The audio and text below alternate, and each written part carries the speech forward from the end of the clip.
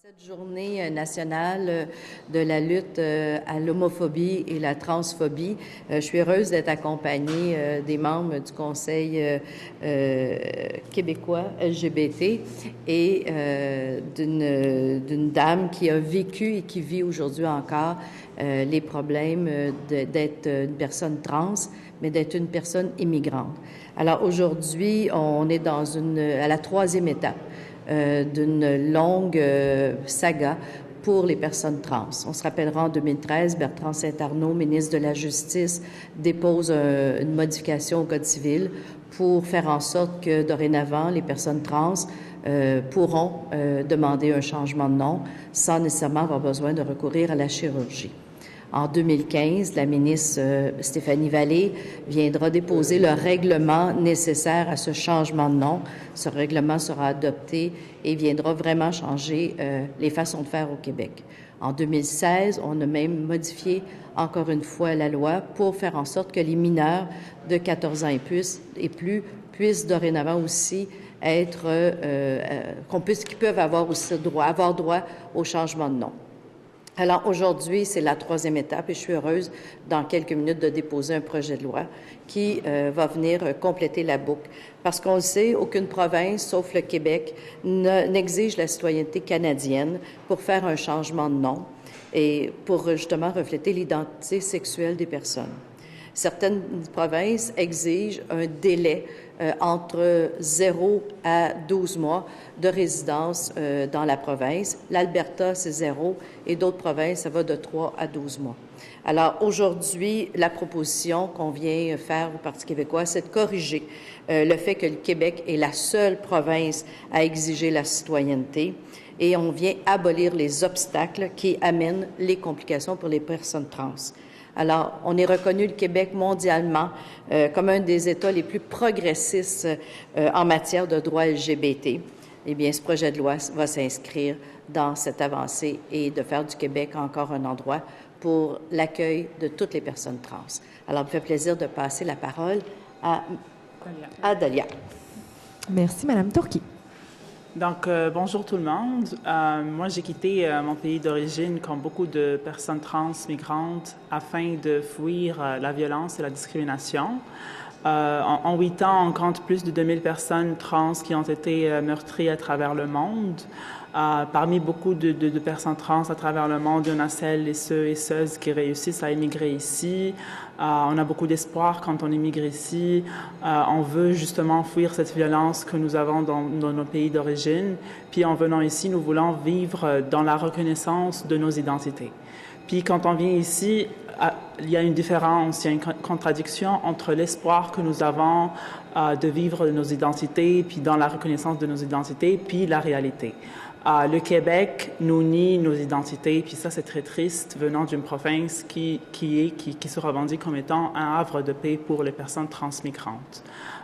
Il est important qu'on prenne connaissance de ces discriminations-là, qu'il est quand même injuste d'autoriser les personnes trans québécoises et canadiennes à changer leurs documents et non pas les personnes transmigrantes. Les personnes transmigrantes sont une population, une communauté très, très marginalisée qui vit dans la pauvreté, qui vit de l'exclusion du registre social. Le fait que nous n'avons pas nos documents d'identité qui correspondent à nos apparences physiques, à notre présentation physique, à nos identités, ne facilite pas l'intégration, ne facilite pas l'accès au travail, à l'emploi, ne facilite pas cette vie-là ici au Québec telle que nous l'avons imaginée et telle que le Québec nous a dit que vous allez la voir en venant ici.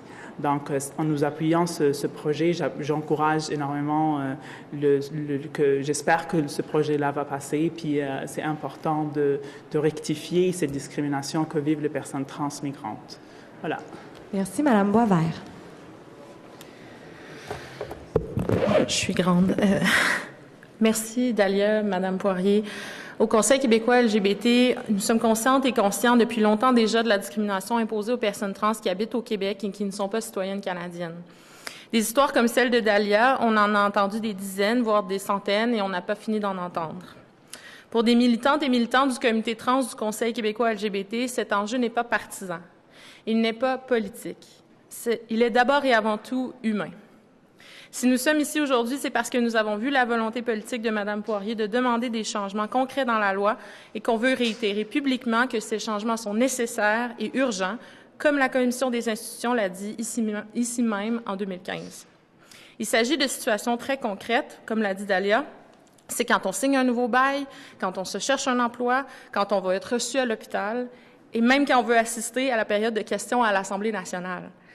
Toutes ces situations requièrent qu'on sorte nos pièces d'identité et qu'actuellement, pour une personne transmigrante, attendre la citoyenneté, ça veut dire se faire discriminer encore 7 ans, 10 ans de plus. C'est la seule province où c'est encore le cas. Nous sommes heureux d'être soutenus par le Parti québécois dans cette revendication et nous nous savons soutenus par d'autres partis, mais nous avons besoin du soutien de tous les partis et de tous les députés et tous les députés de l'Assemblée nationale pour faire progresser ce projet de loi. Le gouvernement a eu l'occasion de faire cette modification pour que s'arrête la transphobie institutionnelle envers les personnes immigrantes en 2013 et à nouveau en 2016 et ne l'a pas saisie. Aujourd'hui, ne laissons pas passer cette occasion. Merci. Merci. On va maintenant passer à la période de questions. Est-ce qu'on a des questions? Raquel Fletcher de Global. Bonjour. Est-ce que quelqu'un parle anglais entre vous? Oui. OK. Vas-y. I just want to ask you why you're supporting this bill today. Well, we've seen people, trans migrants, knock on our door, call on our phones, and we've seen what happens also there in Montreal. There's a trans legal clinic that gets all these people asking all these legal questions pertaining to their documents. And what we've seen is the more this issue is public, the more people are coming out to say, I'm being discriminated also, I'm immigrant and I'm trans and I can't have my documents changed. It doesn't make any sense. Why is every other trans people in Quebec can have their documents changed, even though there are some little things that could be tweaked, I think. But on the subject of trans migrants, they are absolutely discriminated against. Yeah. This bill, would it, maybe Madame Poirier, you know better, would this bill just amend the current bill, or would it introduce a new legislation? The bill will correct the situation to be sure that the trans migrant people will be able to have access to all the services of the government and to be able to work with their real identity. And just one last question. Sorry, I don't know your name. Marie-Pierre Boisvert. Can you spell that for the record? Oh, yeah. Marie-Pier, and my last name is Boisvert, Boisvert. And your official title? I'm the executive director at the Quebec LGBT Council. Okay. There's also going to be a government plan announced this afternoon against homophobia and transphobia.